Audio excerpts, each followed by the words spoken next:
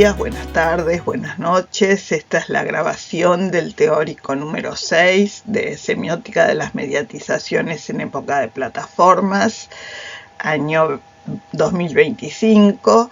Esta semana estamos teniendo otra vez, hace 15 días tuvimos 2 días de feriado, volvemos a tener 2 días de feriado, por lo cual hacemos este teórico, lo dejamos en forma grabada para que les sirva tanto para los que pudieron tener clases o tienen clases presenciales esta semana como para aquellos que tienen feriado. El tema que vamos a trabajar hoy es lo enunciativo y entramos en una unidad nueva que es la unidad 3, la unidad que dimos en llamar el análisis micro, porque ustedes recordarán que planteábamos de la mano de José Luis Fernández esas 3 distancias analíticas que eran lo micro, lo medio o mezzo y lo macro, y planteábamos también que es desde el análisis micro, desde el más cercano a los objetos, desde el que busca describir y explicar el funcionamiento del intercambio mediático discursivo en cada situación específica en la que se puede encontrar la novedad. Y por eso esta unidad es una unidad que llamamos análisis micro, pero hay que entender también que es la unidad donde vamos a volver a hacer un análisis más estrictamente discursivo. Lo que veníamos haciendo hasta ahora en la unidad 2, en la unidad de mediatizaciones, tenía que ver justamente con trabajar la complejidad de los aspectos materiales que tienen que ver con las mediatizaciones, que también, dicho por Fernández, se suelen, digamos, no se pueden ver, funcionan como transparentes, digamos, ¿no? Y nos vamos directo a los intercambios. Y la verdad es que vamos a ver que incluso cuando trabajamos lo enunciativo, es fundamental dar cuenta de las cuestiones materiales para poder comprender ese funcionamiento enunciativo. Nos vamos a acompañar de dos textos, digamos, realizados en 2 contextos muy diferentes. Podríamos pensar en vinculados con 2 ecosistemas mediáticos muy diferentes. El primero, el de Verón, que es de 1985, es el del análisis del contrato de lectura, pensado en función de los medios masivos, es decir, del broadcasting, pero especialmente de los medios masivos de la prensa gráfica, como podría tratarse de un diario o una revista que tienen una publicación con una determinada frecuencia y que en general, por lo tanto, sostienen un vínculo con sus lectores. Por otra parte, vamos a trabajar de Damián Fraticelli, un texto mucho más reciente, donde él se ocupa de la enunciación y humor en las redes. Es decir, vamos a recuperar del funcionamiento de las plataformas fundamentalmente lo enunciativo en las redes sociales a partir de la propuesta que hace Fraticelli. Pero para eso tenemos que partir primero de un marco para entender de dónde tomamos nosotros lo enunciativo. Y vamos a partir en ese sentido de la definición de medio como constituida por tres series de fenómenos que son relativamente independientes, que son los dispositivos técnicos, los géneros y los estilos, y los usos sociales o las prácticas sociales. Veníamos dedicándonos, decíamos, a las cuestiones de la mediatización, a las cuestiones materiales, por lo tanto a las cuestiones del dispositivo técnico. En esta unidad nos vamos a ocupar fundamentalmente de los géneros y los estilos, es decir, de esas grandes clasificaciones discursivas que hace la vida social y que nosotros recuperamos y, como decía Metz, las formalizamos, ¿sí? Para estudiar géneros y estilos, nosotros habíamos planteado una entrada a partir de esa mirada que hace Oscar Steinberg respecto de los géneros y los estilos, que es una mirada sumamente potente y original, porque lo que hace es recuperar esas dos clasificaciones discursivas que funcionan en la vida social para entender por qué, podríamos decir, en ciertos momentos parece que se encabalgan y en otros momentos se reconocen como diferenciadas. Entonces, una primera cuestión que reconoce Steinberg es que para describir géneros y estilos se los suele describir a partir de tres series que son justamente lo retórico, lo temático y lo enunciativo. Es decir, que ese primer aspecto sería una no diferencia, ¿sí?, entre la descripción de géneros y estilos. Nosotros en esta unidad vamos a trabajar lo retórico, lo temático y lo enunciativo, pero partiendo de lo enunciativo, que es central para el trabajo práctico que ustedes están haciendo en las comisiones, y vamos a entender entonces estas tres series discursivas, lo retórico, lo temático y lo enunciativo, como series que podríamos decir las dos primeras, lo retórico y lo temático, tienen una larga historia de estudio que viene, podríamos decir, desde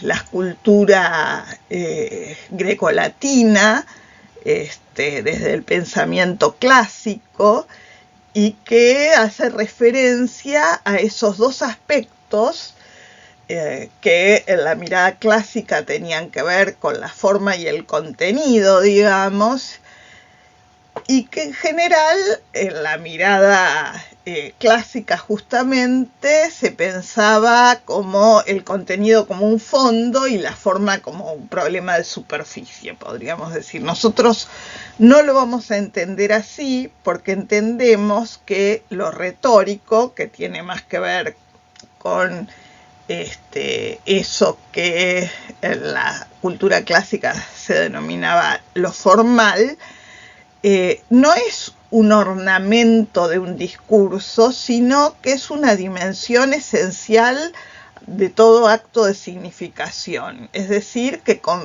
abarca todos los aspectos de configuración, de organización interna de un discurso, toda la combinatoria de rasgos que permiten diferenciarlo de otro.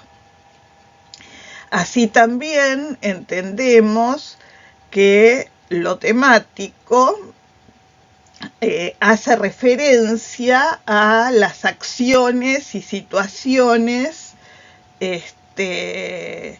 elaboradas en un texto, pero que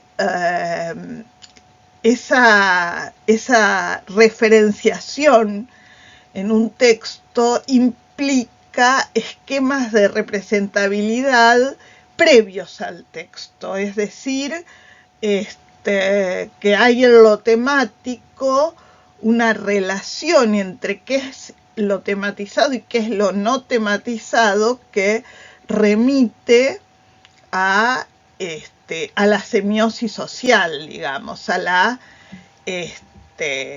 intertextualidad, ¿sí? A la relación con otros textos previos,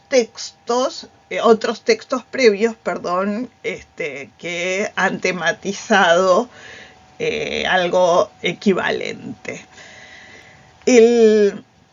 Nosotros decíamos, nos vamos a dedicar a lo enunciativo, porque lo enunciativo, a diferencia de los otros dos aspectos, en lo enunciativo estamos hablando plenamente de una construcción científica, de un, podríamos decir, salto que nos implica la necesidad de salirnos del sentido común para poder observar cómo entiende primero la lingüística, luego la semiótica, especialmente lo que nosotros vamos a trabajar es la semiótica de las mediatizaciones, cómo entiende lo enunciativo.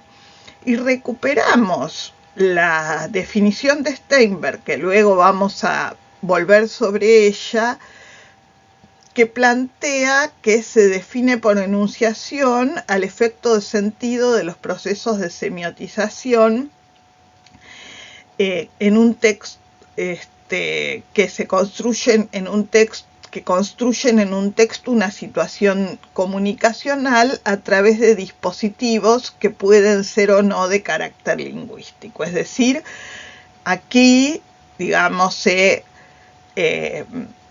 acentúan varios aspectos de lo enunciativo, de los cuales nos vamos a ocupar en un ratito. Pero para pensar lo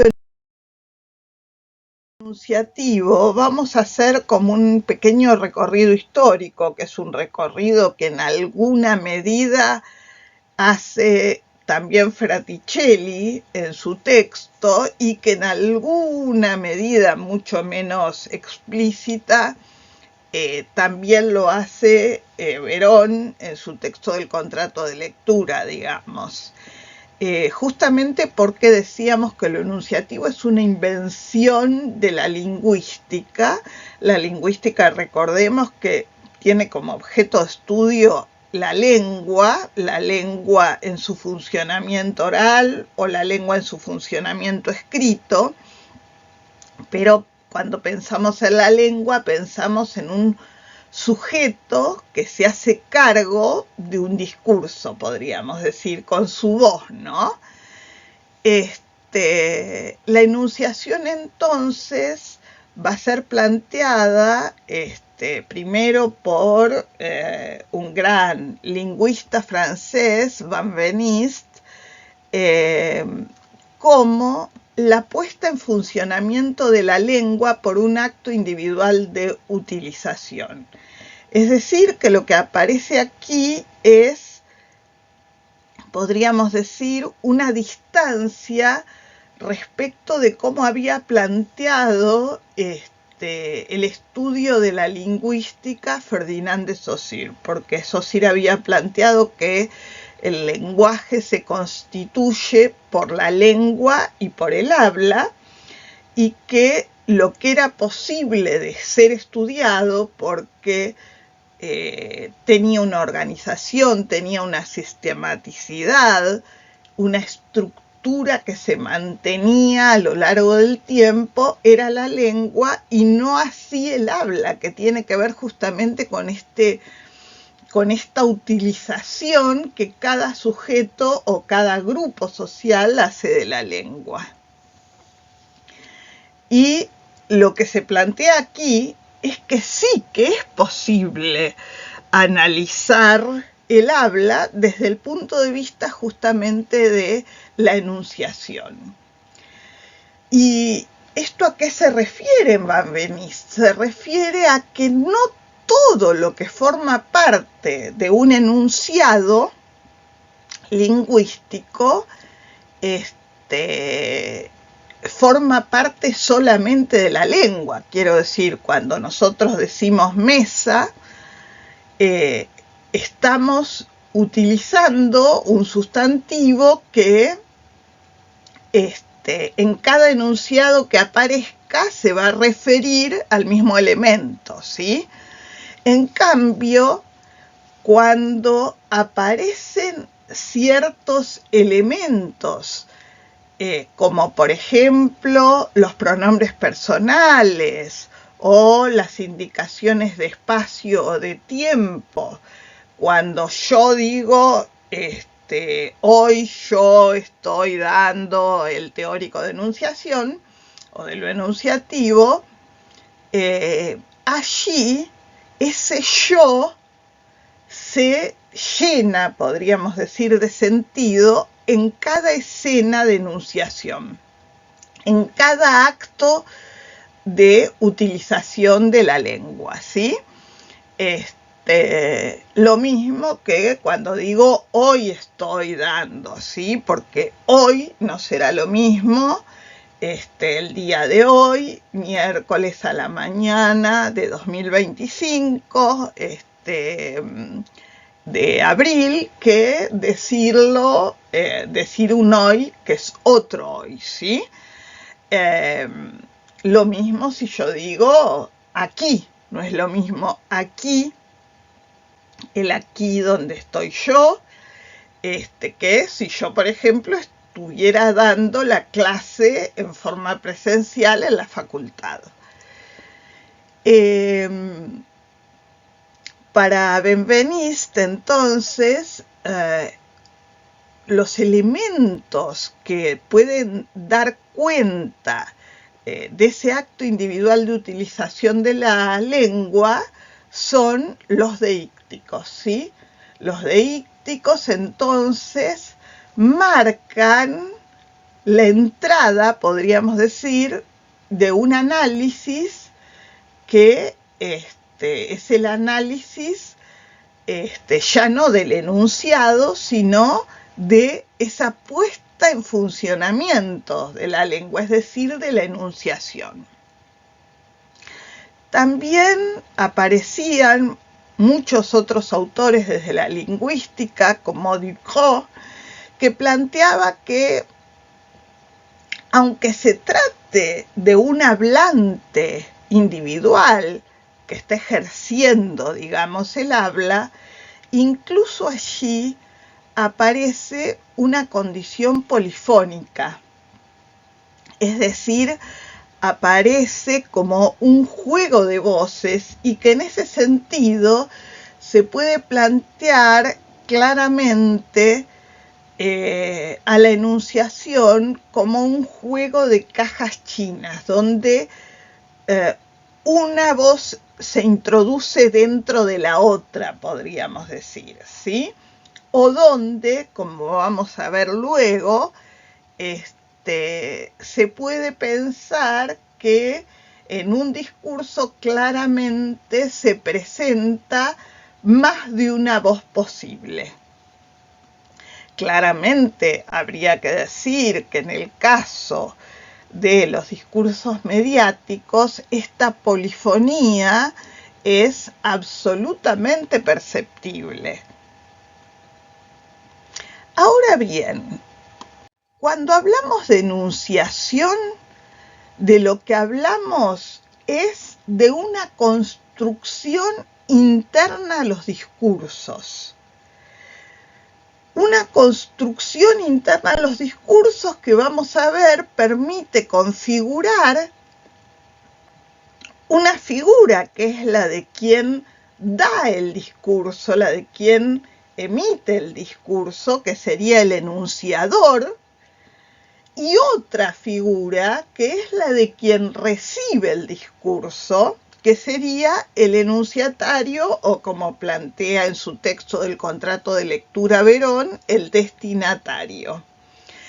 Es decir, que cuando estamos hablando de la enunciación, no estamos hablando de una situación de comunicación empírica donde las figuras que están interactuando son el emisor y el receptor, ¿sí? Acá no se trata, podríamos decir, de personas reales, sino que se trata de figuras o de posiciones construidas en los discursos.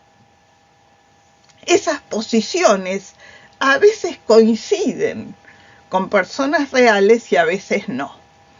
Esto lo vamos a trabajar. Por eso es que yo decía que para entender lo enunciativo es uno de esos lugares donde tenemos que entrar en la propuesta, digamos, en la mirada analítica, en la mirada que propone el discurso científico y que es una mirada claramente de ruptura con el sentido común o con, en este caso, una mirada que aborde no la enunciación, sino la comunicación.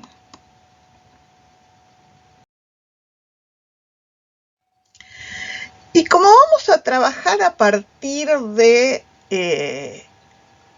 un planteo que hace Verón en 1985, que es el planteo de contrato de lectura, el concepto de contrato, lo vamos a ver en Verón, pero lo vamos a ver también en Scolari, recuperando a Verón, y lo vamos a ver también en otros autores, como por ejemplo un autor que cita Fraticelli, que trabaja sobre lo autobiográfico y plantea el concepto de pacto, ¿sí? Por lo tanto, vamos a recuperar de algún modo dos recorridos que hace a lo largo de su trayectoria Verón respecto de lo enunciativo y de los modos de intercambio en un discurso. Por un lado, pensamos un enfoque más bien sociológico, que es un enfoque que él plantea desde la semiosis social cuando da cuenta de el desfasaje que hay entre producción y reconocimiento, ¿sí? La diferencia entre esas dos instancias productivas.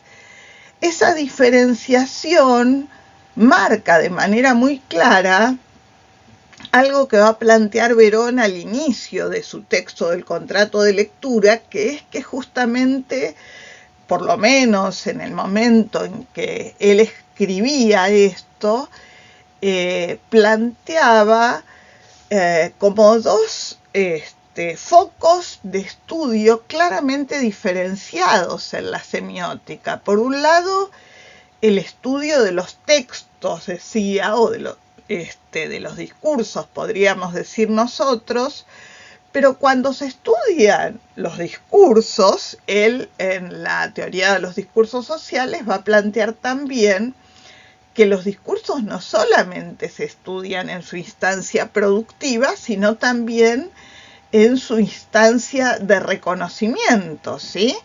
Pero para estudiar en su instancia de reconocimiento hay que estudiar lo que él en este artículo plantea como la lectura. La lectura es claramente un proceso diferenciado fuertemente del de la producción discursiva. Incluso en el modelo de análisis que él plantea, la teoría de los discursos sociales, implica directamente el cambio de corpus de análisis, ¿sí?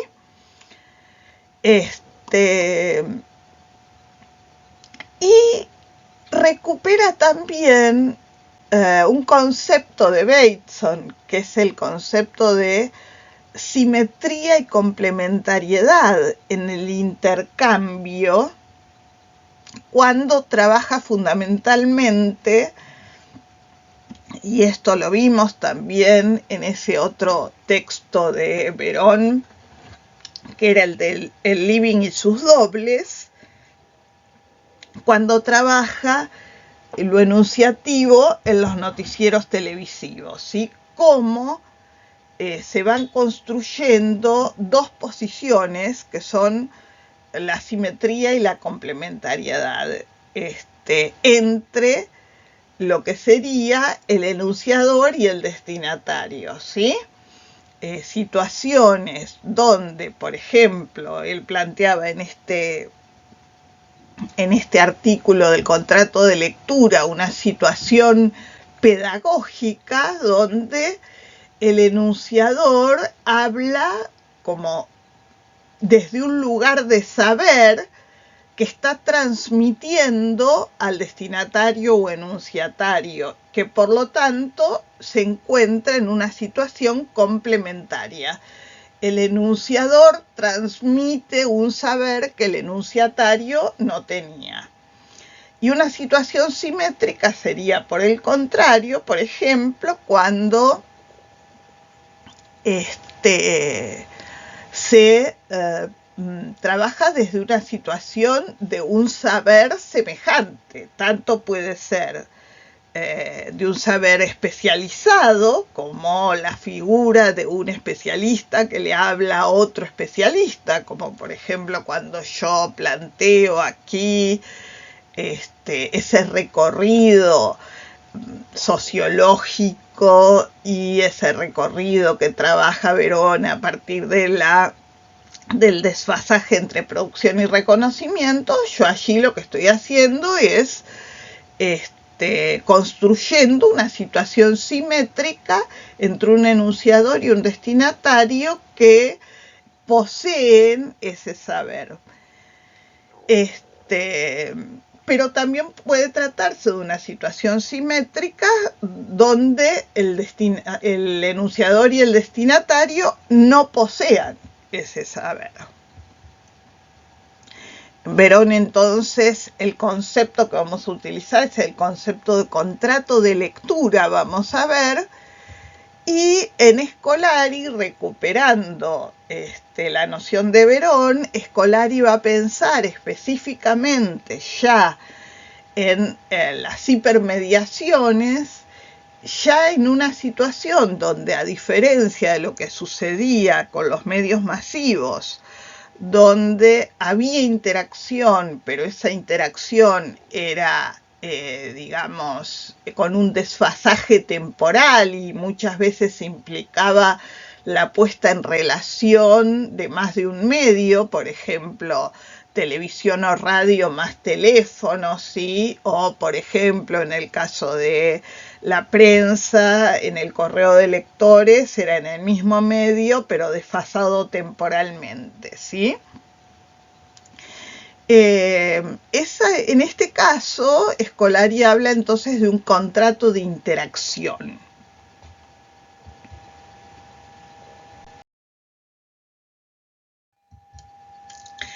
Y por otro lado, habría que pensar otro enfoque en Verón, que es un enfoque ya no tan sociológico, sino más bien intersubjetivo, poniendo el acento en un aspecto de lo televisivo que él reconoce como la aparición del contacto, aspectos, ¿sí? De un aspecto indicial fundamental que hay en lo televisivo, que es el contacto de la mirada.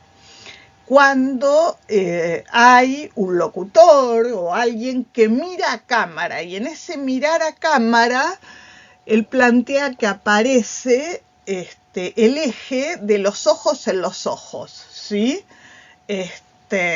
Esa mirada de los ojos en los ojos da cuenta de una situación particular de intercambio y de una construcción de contacto que está dada por un fenómeno físico existencial.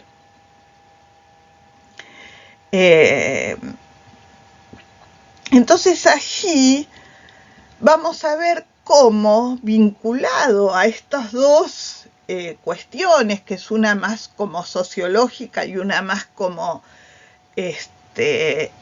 interactiva e intersubjetiva, la del contacto, Verón propone también el concepto de contrato de lectura. ¿Por qué? Porque él está pensando fundamentalmente, como decíamos antes, en que la relación entre un medio, y él cuando piensa en medio está pensando en un fenómeno muy fuerte de los medios masivos, que es el fenómeno de la institución mediática, ¿sí? Cuando un medio se construye a lo largo del tiempo como con una propuesta, con un posicionamiento frente, en este caso pensaba fundamentalmente, decíamos, en la prensa gráfica, con un posicionamiento frente a sus lectores que se va construyendo en el tiempo y que genera además en el tiempo esa relación entre un enunciador y un destinatario, entre un enunciador y un enunciatario, que es una relación que va a mantener cierta coherencia o cierta constancia y que incluso cuando se cambie, eso va a tener que ser realizado en función de ese contrato de lectura preexistente.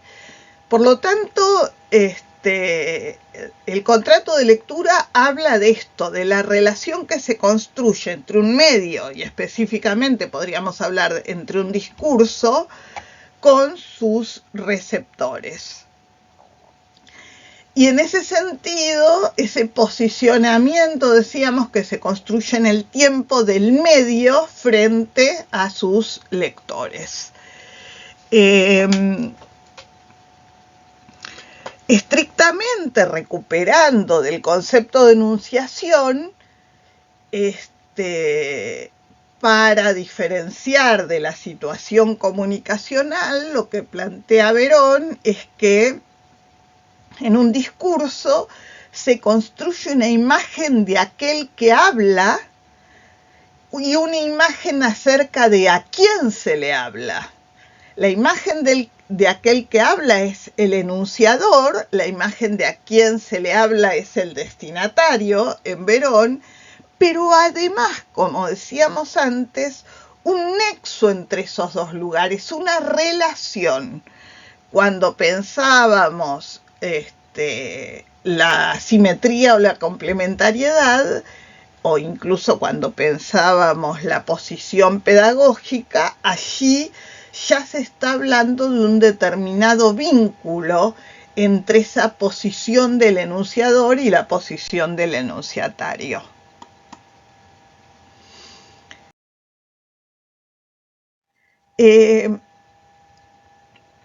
Cuando hacemos una descripción del contrato de lectura, dado que partimos de la idea de que hay un desfasaje entre producción y reconocimiento, de lo que estamos hablando otra vez, como no estamos planteando una situación efectiva de comunicación, sino un análisis que se hace desde los discursos.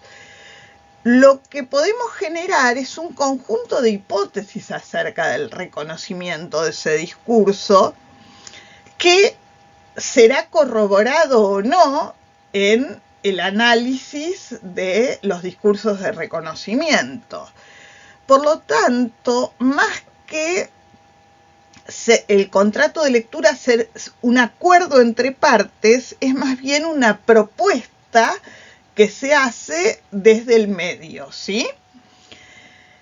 Y como decíamos, tiene como objeto la enunciación mediática en el broadcasting, ¿sí? Vamos a ver que cuando pensemos en la enunciación en el networking o en el post-broadcasting, se nos va esa enunciación que vamos a ver que ya en broadcasting es polifónica, compleja y polifónica, porque hay un conjunto de voces desde el lugar, desde donde se emite el discurso, desde donde se habla, esa imagen de quien habla,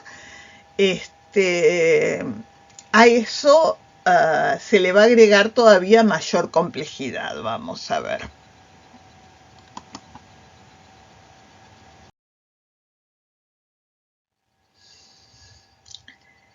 Decíamos entonces que en el caso de Steinberg, para diferenciarse de la enunciación lingüística, de ese acto individual de puesta en funcionamiento de la lengua, como planteaba Van Benist,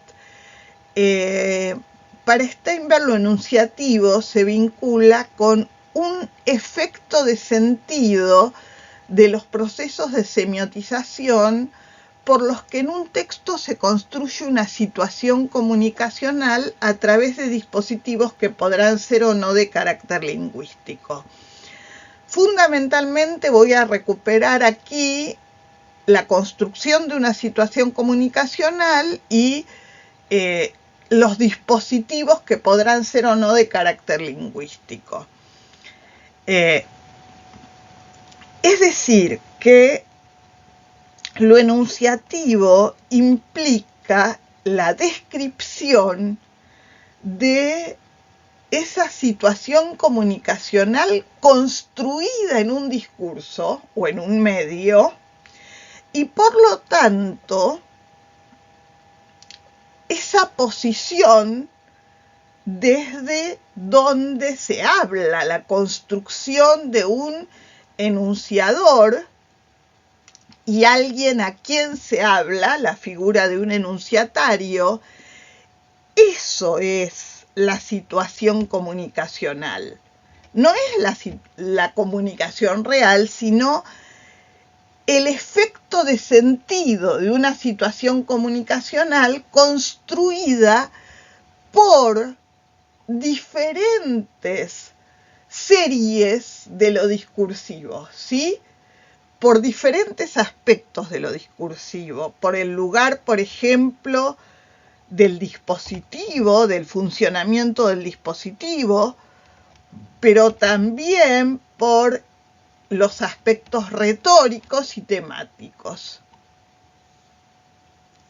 Es decir, que esos elementos que permiten dar cuenta de esa construcción de una situación comunicacional pueden ser o no de carácter lingüístico, ¿sí? No siempre están vinculados con la palabra, pueden estar vinculados con la imagen, pero también con una construcción gráfica.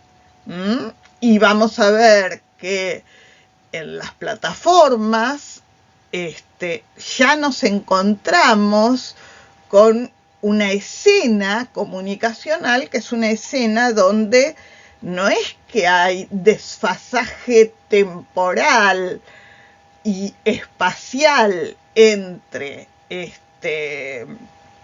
la situación del intercambio, sino que esa situación del intercambio se encuentra en la misma pantalla, ¿sí?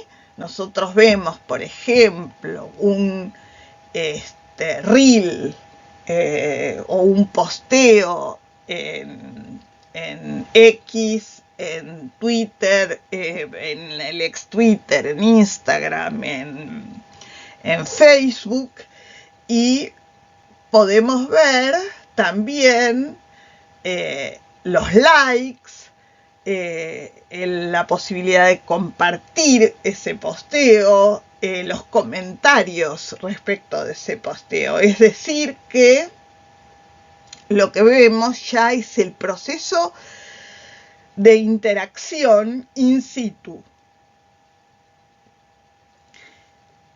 En este sentido, decíamos antes que es central pensar en la cuestión polifónica, ¿sí? En la construcción de más de una voz. Cuando Verón planteaba en el noticiero televisivo la construcción enunciativa, ¿por qué el artículo en el que habla de eso él lo denomina el living y sus dobles? Porque él parte de analizar la instancia de enunciación a partir de el espacio construido en el estudio televisivo, ¿sí? Entonces es esa suerte de living, ¿no? Donde hay personas hablando, y hay un tratamiento de las cámaras que va a enfocar sucesivamente a una u otras personas o va a enfocar el espacio en su totalidad, y también que puede incluir el movimiento de alguno de esos enunciadores, y por lo tanto allí la cámara también va a tener que seguirlo. Entonces fíjense cómo el espacio construido, el movimiento de la cámara, el tratamiento del sonido, la edición, todo eso va a estar acompañando a las personas que ocupan un lugar dentro de esos, entre comillas, living, ¿sí? Que son aquellos que dan su voz, ¿sí? Aquellas figuras antropomórficas, digamos. Pero cuando Metz analizaba la enunciación cinematográfica, decía que a diferencia de la enunciación lingüística, la enunciación cinematográfica es una enunciación impersonal. ¿Por qué? Justamente porque lo enunciativo es esa construcción polifónica que se da a través de múltiples instancias que no necesariamente son instancias humanas de una persona, por ejemplo, que vemos hablando en cámara, ¿sí? Y Carlón también planteaba que hay una enunciación automática, porque las propias máquinas, en este caso la cámara, puede estar grabando más allá de la intención o de la elección o de la decisión de quien está por detrás de la cámara, del camarógrafo, del director de escena, etc. Es decir, que la complejidad de la enunciación mediática está dada justamente por esa polifonía que aparece ya en el broadcasting.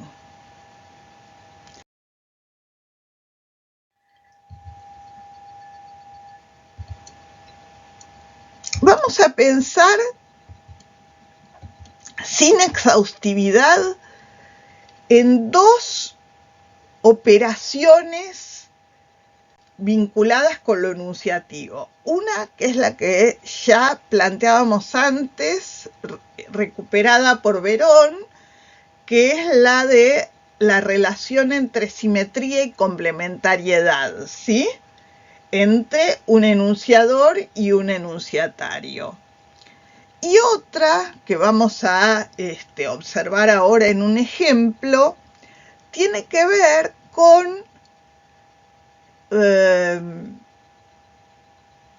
proponer un recorrido de lectura determinado desde el discurso, o que ese proceso de lectura o de reconocimiento sea un proceso más elegible en la situación de reconocimiento, ¿sí? A esa relación la vamos a llamar como sujeción e independencia, ¿sí?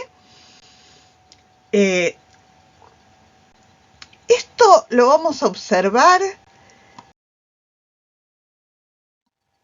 en dos tapas de dos diarios argentinos, dos tapas papel.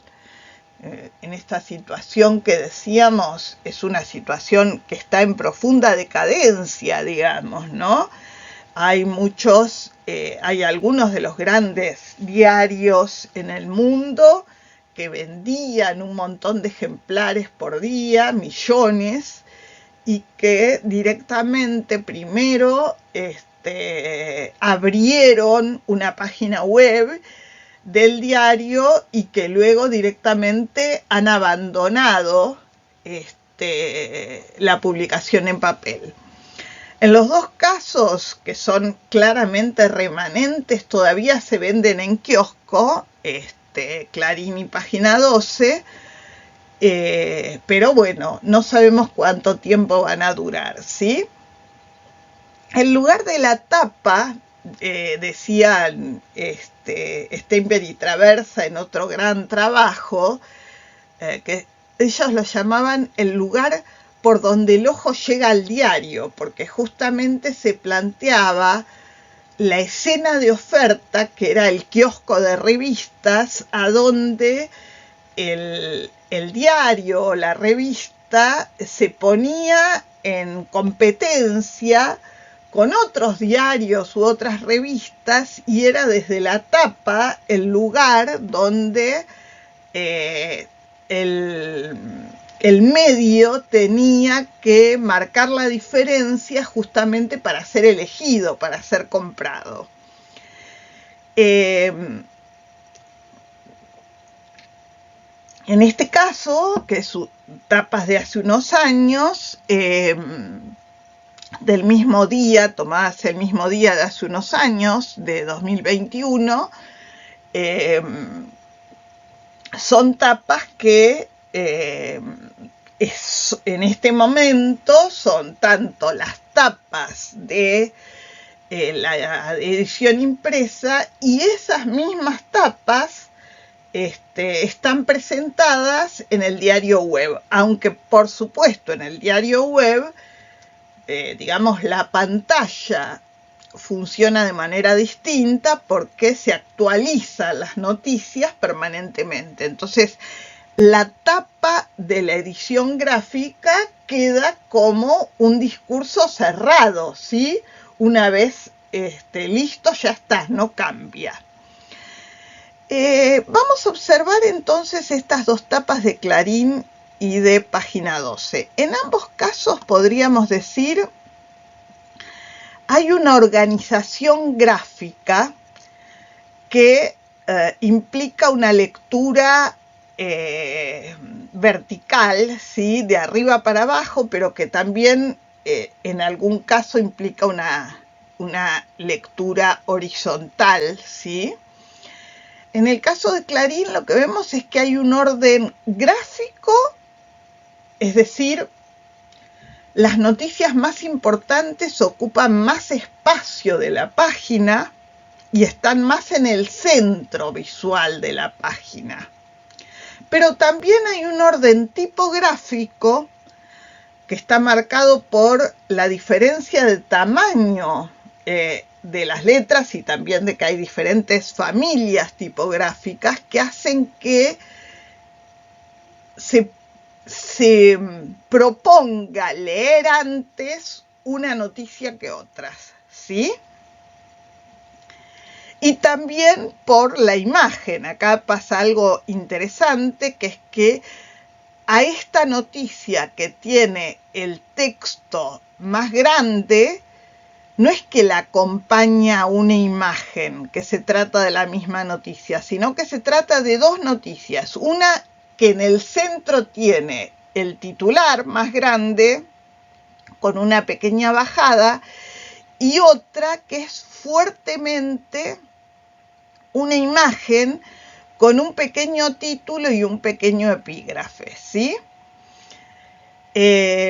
La primera, digamos, es una noticia de tipo político, la segunda es la noticia de un accidente en la vía pública, ¿sí? Vemos también, en ese sentido, que ese orden gráfico, tipográfico y de imagen da una guía de lectura, pero que a su vez genera cierta independencia, porque si pensamos en esa organización vertical, tenemos que antes de esta noticia, que es el texto en mayor tamaño, hay otra noticia, que es una noticia de tipo deportiva, que está sobre este fondo gris azulado, ¿sí? Y que además tenemos otras noticias al costado, más de una, y un recuadro por debajo. Hay guía, pero a su vez hay cierta independencia de lectura. Y si pensamos en la primera noticia, en este enunciado que dice crece la presión de Máximo sobre Guzmán para hacer cambios en el presupuesto, en lo que estamos observando es que, por ejemplo, se nombra a alguien por el nombre de pila sin el apellido, y se nombra a otra persona por el apellido, pero tampoco se indica de quiénes se está hablando, quién es Máximo y quién es Guzmán. Bueno, a lo que se está refiriendo allí es a Máximo Kirchner, un político, y a Guzmán, que era en aquel momento el ministro de Economía, ¿sí? Y dice, bueno, crece la presión de Máximo sobre Guzmán para hacer cambios en el presupuesto. Entonces lo que vemos aquí es que hay una construcción simétrica. ¿Por qué? Porque se está construyendo un destinatario o enunciatario con varias características. Por un lado, decíamos que si bien tiene una guía de lectura que está dada por esa construcción de agenda que hace el diario, cuál es la noticia más importante del día, cuál un poco menos, cuál otro poco menos, podríamos decir. Sin embargo, por ejemplo, hay dos que ocupan más o menos la misma cantidad de espacio, que es la noticia del accidente y la noticia política. Y en ese sentido, podríamos decir que claramente hay una cierta independencia de por dónde empezar la lectura, ¿sí? Y por otra parte está esta construcción simétrica, ¿sí? Se está construyendo un destinatario o enunciatario que conoce a estas figuras públicas y que conoce también la interna política, porque estas figuras públicas son dos figuras públicas del mismo espacio político, ¿sí? En aquel momento el Frente de Todos. En el caso de Página 12, hay una construcción histórica de un contrato de lectura que Página 12 constituyó desde que apareció como diario hasta el presente, que tiene que ver con no solamente un ordenamiento, además de una selección, digamos, de todas las noticias posibles para estar en tapa. Hay acá una selección que implica que se decide que hay una noticia de tapa por sobre todas las demás. Y en este caso, la noticia que se elige como noticia de tapa no es ninguna de las que aparece en la tapa del diario Clarín. Incluso podríamos pensar más. Podríamos pensar que aquello que se decide como noticia de tapa en página 12 no es un hecho del día, como si es la presión que ejerce Máximo sobre Guzmán o como si es el accidente vial, sino que es un proceso que se viene observando, que lleva como título Torres como hongos, para hablar de la decisión del gobierno de la ciudad de Buenos Aires de dar un montón de permisos de construcción saliéndose de la normativa que está, digamos, reglamentaria, ¿sí? Y por eso habla de esta figura retórica, torres como hongos, ¿sí? Van creciendo los edificios como si fueran hongos luego de una lluvia, ¿sí? En ese sentido, la tapa de página 12 ejerce mayor sujeción que la tapa del diario Clarín.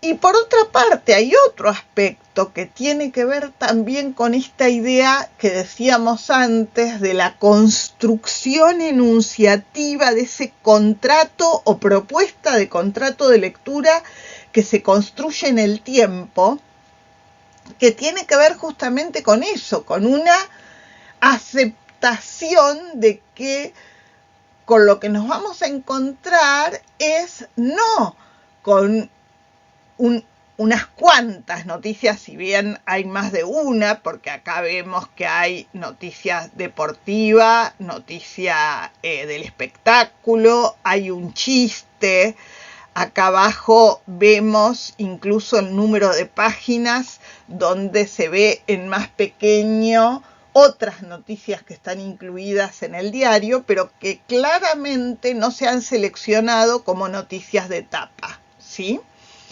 Y en ese sentido lo que funciona es como un alto grado de presuposición, porque lo que está haciendo el diario es construir esa fuerte posición editorial donde hay una nota de tapa que incluye un posicionamiento, una opinión clara y fuerte, ¿sí? En este caso, en contra de esa construcción arquitectónica que no sigue la reglamentación de la ciudad. Y que acá podríamos pensar como esa fuerte posición editorial acompañada como por zonas de descanso, podríamos decir, por zonas más blandas, más livianas, como por ejemplo el chiste o el famoso llamado pirulo de página 12, que es un comentario específico sobre alguna cuestión, que en este caso se denomina Suiza. De modo tal que lo que observamos es que estas dos tapas, que son del mismo día, de dos diarios que salen todos los días, son propuestas de contrato de lectura diferenciadas, pero que comparten algo, que es algo interesante, vinculado fuertemente con el ecosistema del broadcasting, que es que en ambas se construye la ilusión de un acceso ordenado a la realidad. Es decir, ¿qué quiere decir un acceso ordenado a la realidad? Y recupero algunas cosas planteadas por Steinberg, ¿no? Steinberg decía que el encuentro con el noticiero matutino, con la tapa del diario, cada mañana después del dormir, implica, podríamos decir, una posibilidad de enfrentarse a una realidad no tan enormemente compleja y caótica, sino la ilusión de una realidad ordenada que circunscribe cuáles son los acontecimientos de importancia social más importantes y que así se nos presenta, ¿sí? Y también el hecho de que esa entrada era una entrada muy direccionada justamente por los medios masivos, es decir que no había tanta posibilidad de por dónde entrar, tanta posibilidad de selección. Esa mayor oferta, el crecimiento de la oferta tan enorme hoy en día, hace que ese acceso ordenado a la realidad con esa ilusión, digamos, dada por el discurso mediático, hoy sea imposible, ¿sí? Porque no hay un lugar por donde entrar, digamos, ¿no? Si uno hace una encuesta y pregunta con qué plataformas, por ejemplo, nos entramos cada mañana, se va a encontrar con múltiples diferencias, ¿sí? Ahora bien, cuando hablamos de post-broadcasting, de lo que hablamos, decíamos, es de una escena muy compleja en la que se puede observar muy bien ese planteo de las cajas chinas del que hablábamos antes. En el caso de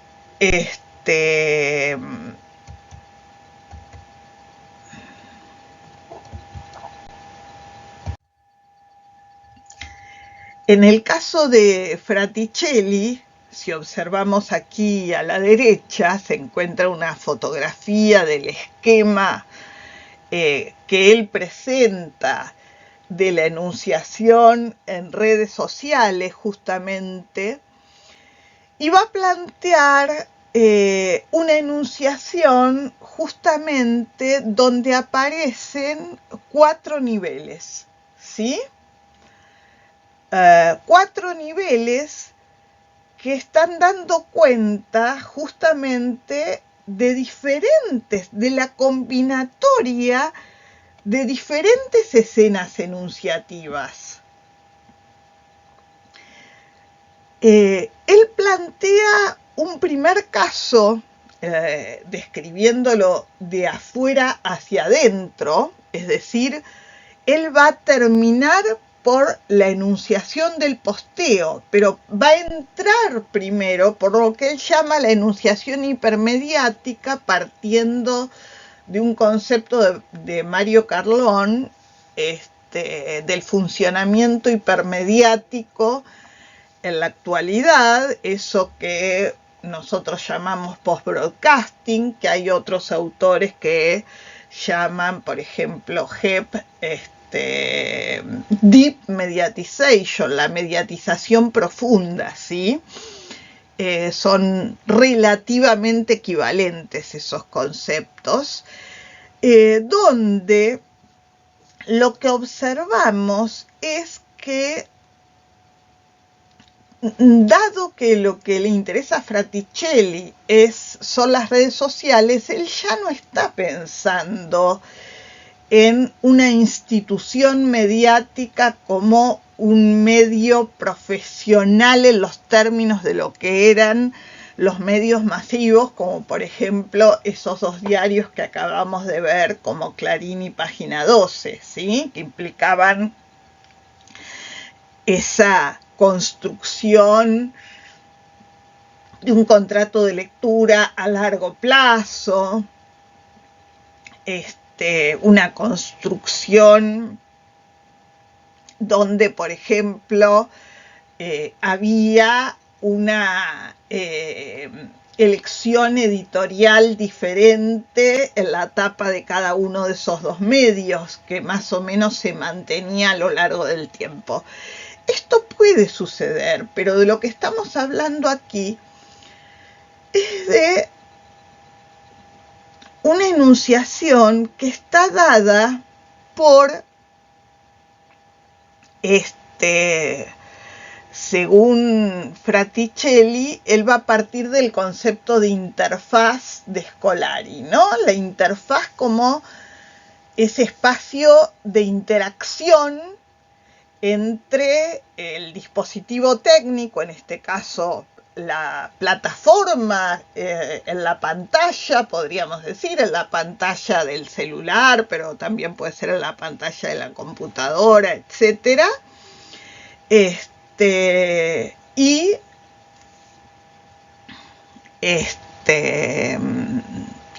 la relación entre él y el receptor construido, ¿no? Y de lo que está hablando entonces es de un enunciador primero y un enunciatario hipermediáticos. Yo diría que desde el punto de vista de nuestro posicionamiento teórico, lo que él está pensando, por ejemplo, en el caso de las redes sociales, es que nosotros, por ejemplo, vamos a recuperar aquí el Instagram de un periodista que es una figura pública y que también trabaja en el streaming y en la televisión. Vamos a ver aquí que es Alejandro Berkovich, pero bueno, no puedo volver al anterior, pero de lo que estamos hablando entonces es de un enunciador hipermediático. ¿Qué sería para Fraticelli el enunciador hipermediático? El nombre de la cuenta. El nombre de la cuenta puede ser, por ejemplo, como en este caso, Ale Berco, es decir, el nombre de una persona real acompañada por una fotografía real de esa persona. Es decir, que aquí plantea, de la mano también de Carlón, la idea de como una suerte de pacto por el cual coincide la figura del enunciador con una persona real, ¿sí? En el caso de que se trata de una figura pública como este periodista, claramente hay una construcción que va más allá de la cuenta de Instagram, ¿sí? Porque es una figura que nosotros vemos también en televisión, en streaming, ¿sí? Con la que compartimos o no, podríamos decir, las perspectivas acerca de la información, pero que coincide claramente con esa persona que lleva en su documento el nombre Alejandro Berkovich. Nosotros le vamos a agregar otra cosa al enunciador hipermediático y que incluso podríamos decir que es previa a la cuenta, que es la enunciación de la plataforma, porque lo que permite la plataforma Instagram no es lo mismo que lo que permite la plataforma X, que lo que permite Facebook, que WhatsApp, etcétera, etcétera, que YouTube, por ejemplo, ¿sí? Por lo tanto, podríamos decir que hay posibilidades y restricciones claramente que están dadas por esa plataforma, ¿sí? Entonces hay una primera instancia, que es la instancia de el enunciador de la construcción enunciativa de la plataforma.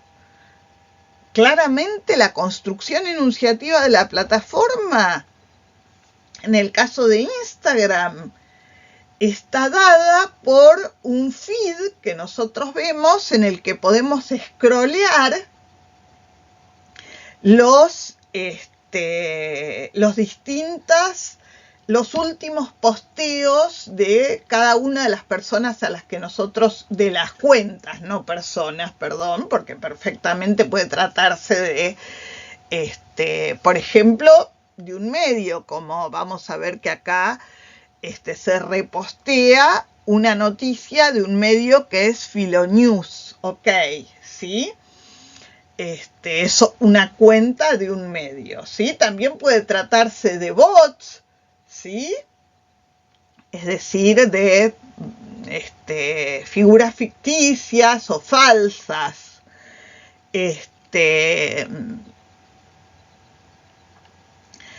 Decíamos entonces, por un lado, la plataforma, por otro lado, la cuenta. El primer enunciador es el segundo enunciador, luego de la plataforma, que en este caso es Instagram, es la cuenta, el enunciador hipermediático. Esa construcción enunciativa es la construcción que se da a lo largo de los diferentes posteos que en esa cuenta se van haciendo. En el caso, por ejemplo, de Ale Berkovich, este tipo de post es un post extraordinario, podríamos decir, porque lo común en su cuenta es que se recupera parte de la editorial que él hace en su programa radial todos los días, ¿sí? Que se recupera un fragmento en forma de reel, pero también embebido en un post de su editorial diaria, ¿sí? En radio o en streaming. En este caso, lo que está haciendo es otra cosa. Es posteando una noticia de otro medio, que es Filonews OK, donde dice: murió Andrea Amarante, tercera víctima del ataque lesbodiante en Barracas, ¿sí? Esto es del año pasado. Aquí lo que observamos entonces es que hay otra escena enunciativa que ya no es ni la de la enunciación de la plataforma ni de la enunciación de la cuenta, sino que se trata de un tercer enunciador, que es el enunciador mediático, dice Fraticelli. ¿Qué sería el enunciador mediático? Sería aquel de el post, en este caso compartido, es decir, que aquí de lo que se trata ya no es de una palabra en primera persona, como en el caso cuando él postea un fragmento de su editorial, donde hace una lectura específica de los hechos del día, fundamentalmente desde el punto de vista político, sino que acá lo que está haciendo es recuperando una noticia de actualidad de otro medio. Una noticia que, dado que no tiene ningún texto que lo acompañe, podríamos decir, esta noticia podría estar acompañada, por ejemplo, de, no sé, de un emoji que dé cuenta de una posición irónica frente a esta noticia, o de un texto que plantee el desacuerdo con la lectura que está haciendo esta noticia. Sin embargo, no hay nada que se agregue, con lo cual lo que se está construyendo es un enunciador mediático que comparte la posición de esa noticia tomada de otra cuenta.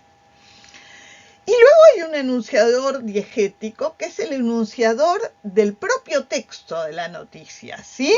En este caso,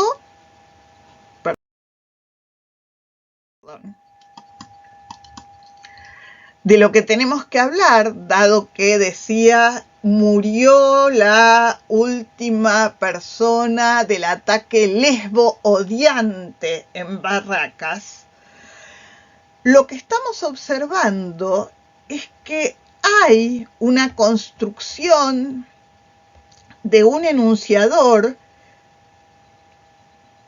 que es un enunciador que presenta, de lo que está hablando es de un incendio provocado por un hombre el año pasado en un departamento de Barracas donde convivían dos parejas de lesbianas, ¿sí? Entonces, este concepto de lesbo odiante está directamente haciendo alusión a esa posición profundamente violenta y de odio simplemente por la elección sexual de otras personas, ¿sí? Entonces, está marcando como esta posición homofóbica, ¿sí? Por lo tanto, lo que hay allí es un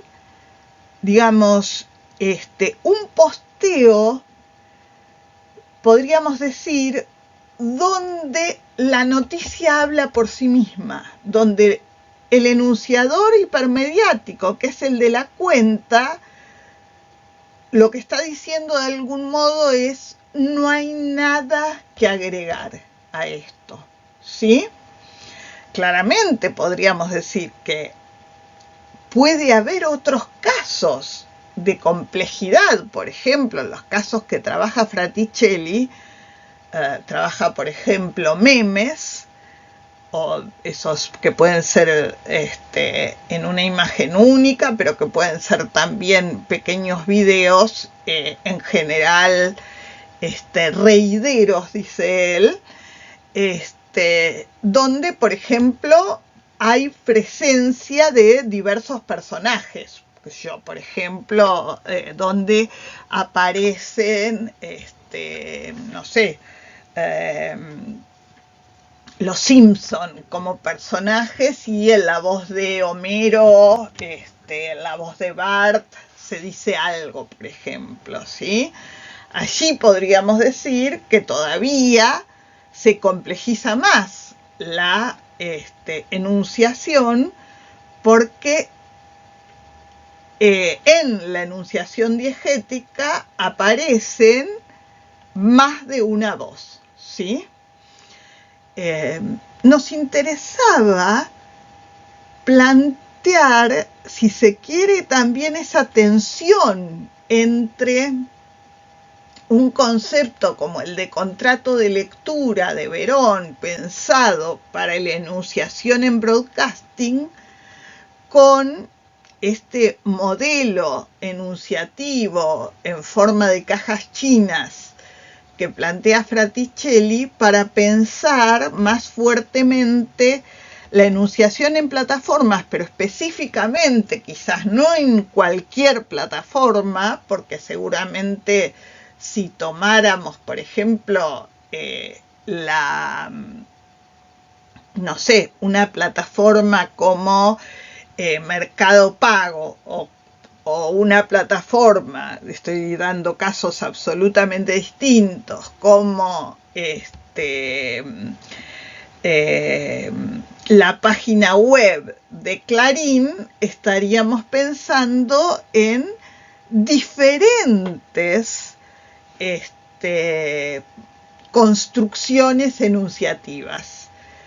En este caso, si bien Fraticelli plantea que lo que a él le interesa en particular es pensar la enunciación para el humor y lo cómico, hay una propuesta de modelo analítico que es una propuesta de modelo analítico para redes sociales, más allá de lo enunciativo en el humor y lo cómico, ¿sí? Desde esta propuesta de análisis para redes sociales que nos permite ese análisis en ese funcionamiento como de cajas chinas, una dentro de la otra, podemos analizar el funcionamiento enunciativo en otras plataformas, ¿sí? Bueno, nos seguimos en contacto. Hasta la próxima. La semana próxima es una semana muy particular porque el viernes tenemos, además de teórico, tenemos el encuentro virtual, esta presentación magistral, podríamos decir, de Nick Kudry, un autor muy importante de los estudios sobre mediatizaciones en Europa, y otro autor español, Mon Rodríguez, que si bien es español, vive en Inglaterra, y un tercero que es un analista argentino que se llama Mariano Fernández, que los vamos a escuchar hablar a los tres sobre los desafíos de los estudios actuales respecto de las mediatizaciones y los desafíos a futuro que se observan respecto justamente de una escena de la mediatización que pareciera estar cambiando todo el tiempo muy rápido. Bueno, muchas gracias. Hasta luego.